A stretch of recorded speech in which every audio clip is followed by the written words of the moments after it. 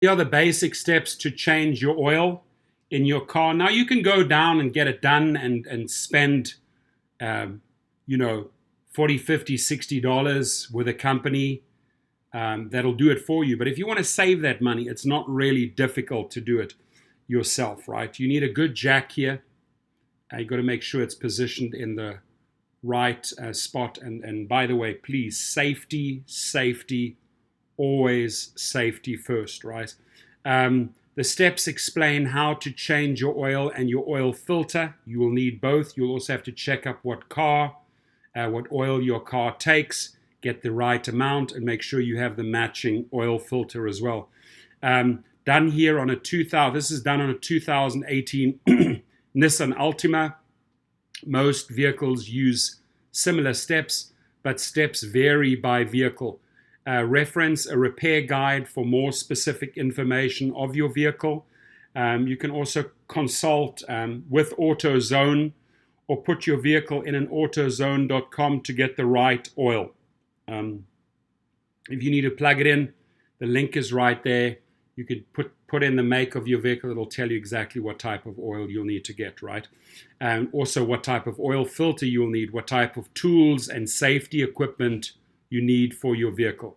Oil comes in different weights and types, and different vehicles require different amounts. So make sure you buy the right oil and filter for your vehicle. Information on the weight, type, and amount of oil will also be in your owner's manual. To make the job easier, you'll want the oil in your car to be warm, but not hot. Run the car if it's cold outside, or wait for it to cool off.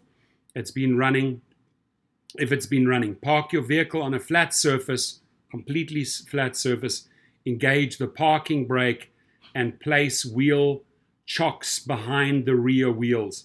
Raise the front of the vehicle and place it on jack stands. Always wear gloves and safety goggles when working on your vehicle. And I'm reading out what they are telling you here. I followed the same formula. It's not difficult if you follow their guidelines.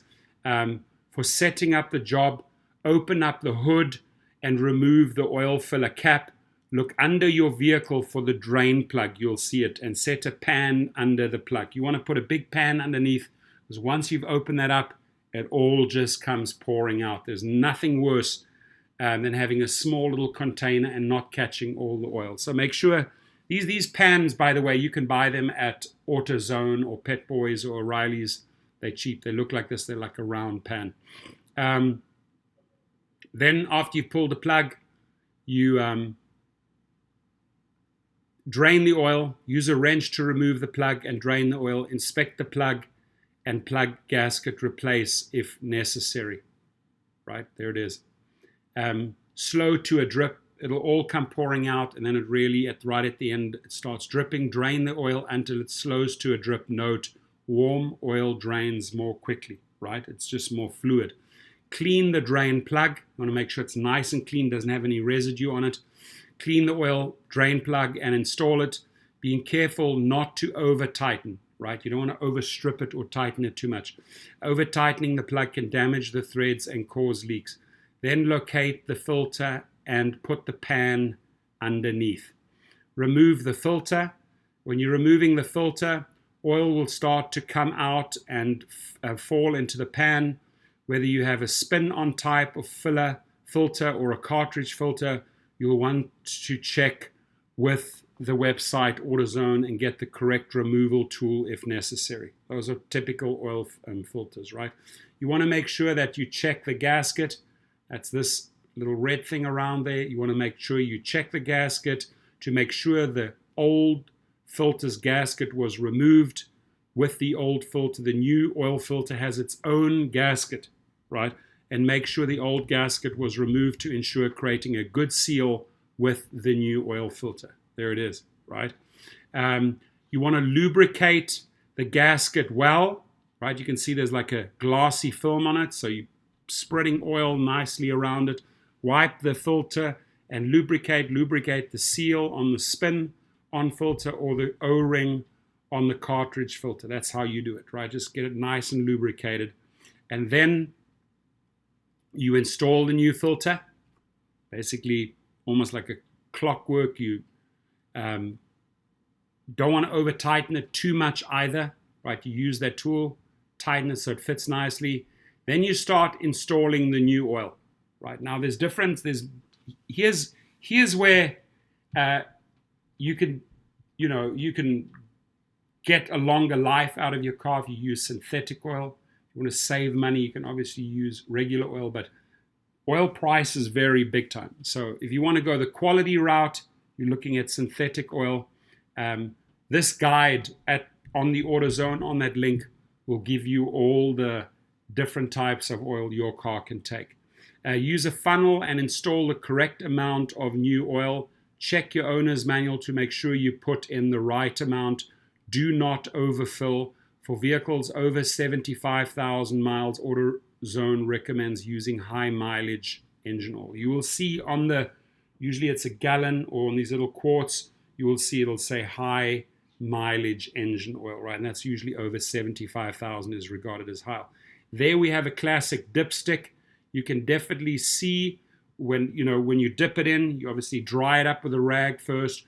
You dip it in, and then you can actually see exactly where that level is. So you check your oil level, you remove the dipstick, you wipe it clean, you install the dipstick, then remove it again and check the level. Where is that oil level coming to? If it's not quite there, you can add a little bit. Install the dipstick again when finished. Remember, once you've pulled that oil dipstick out, some people even forget to put it back in. It's really important that once you've cleaned it off, check the level, that you make sure it's back in there and it's firmly back in there. Replace the engine cap and check for leaks, right? Make sure the cap, drain plug, and oil filter are all secure. Start the engine outdoors or in a well-ventilated area. Let it run a few minutes. Turn off the engine and then let it sit. Check the oil level again, right? So you're going to let it run for a few minutes, and then you're going to check it a second time. If necessary, you can top it off and check one more time for any possible leaks, and you can clean up any spilled oil, right? Especially on the floor, because you can slip and really, break an arm and a leg if you go slip and sliding on that oil residue that you've left on the floor. You set yourself a maintenance reminder, reset the oil maintenance reminder, and put an AutoZone sticker on the windshield that you record the mileage. This will help you remind you when it's time for another oil change. Instructions for resetting the dashboard indicator will be on your owner's manual. Reference your owner's manual or the oil jug for recommended change intervals, right? In some cars, more powerful cars will be more wear and tear. You want to maybe change it more frequently. On my Escalade, for example, I change it every 5,000 miles, right? With BMW, some of the newer ones, you change it every 8,000 miles. And some other cars you can change every 10,000 miles. So you want to make sure you check that. Reference your owner's manual or the oil jug for recommended change intervals. Write the expected date and or mileage for the next change on the sticker. After you've finished your do-it-yourself oil change and made sure that everything is back together, it's wise to go for a quick drive. Make sure you dispose of your old oil properly by bringing it in. You could bring it to AutoZone and get it recycled. And disclaimer, these are just basic guidelines for a 2008 Nissan Altima that we used here, right? Here's the car again, Nissan Altima. But again, you'd want to check the website or your guide and follow their instructions. So these are some basics where you could save yourself a lot of money, especially if you are in the rideshare industry and you're putting on a lot of miles and you do frequent oil changes like myself. You can really save yourself a lot of money over 1 year. You have a great day, and please like and subscribe.